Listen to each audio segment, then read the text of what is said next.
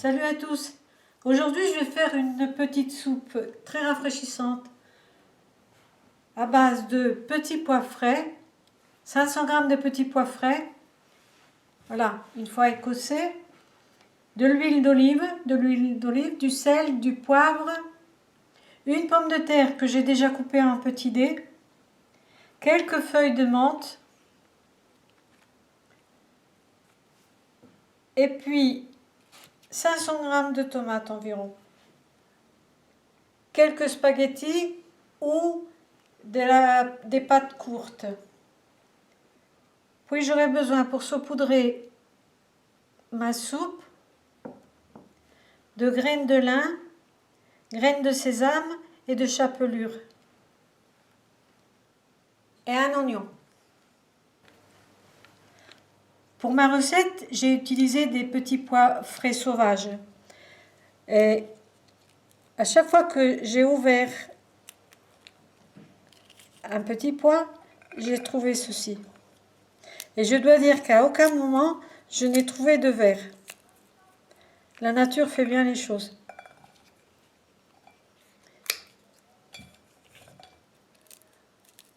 Voilà.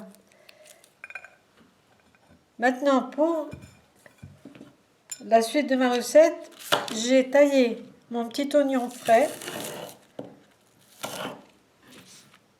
Disons, je vais le tailler très fin parce que je vais le mettre en fin de cuisson.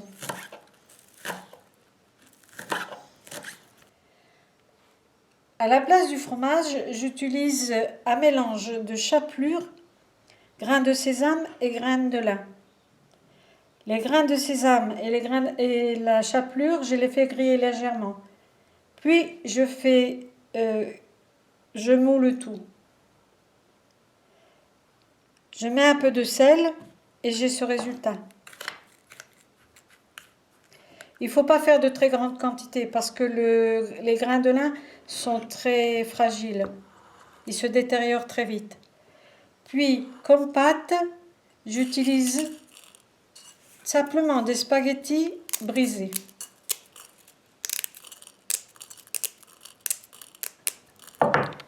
La première étape, je vais couper les tomates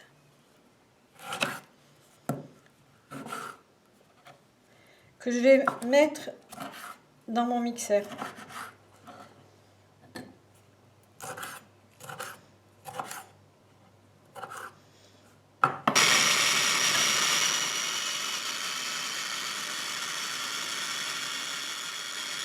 Notre coulis de tomates est prêt et on va continuer.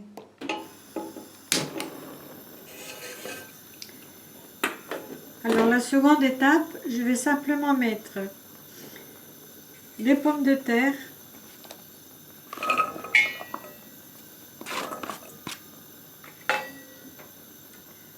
dans une casserole avec un peu d'eau.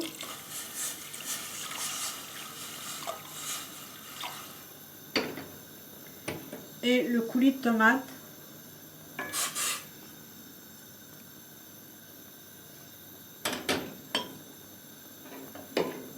Un filet d'huile d'olive.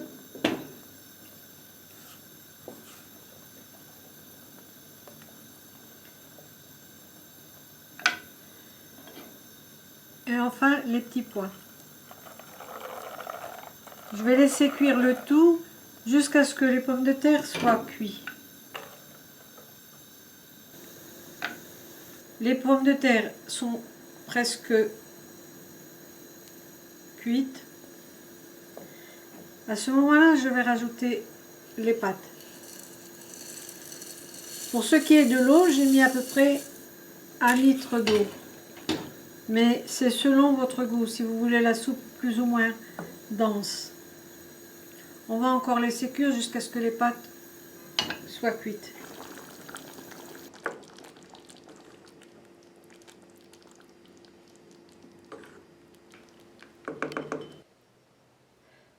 Et voilà, notre soupe est prête. Un parfum délicieux. Et encore, je vais rajouter à ce moment-là l'oignon émincé.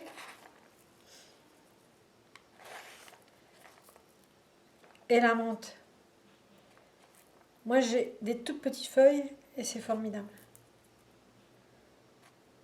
C'est une menthe légèrement violette, donc elle a un goût vraiment super. Voilà.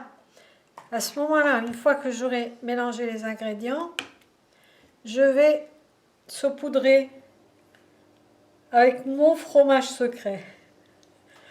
Ma façon de dire ceci. Et voilà. Bon appétit et à la fois prochaine.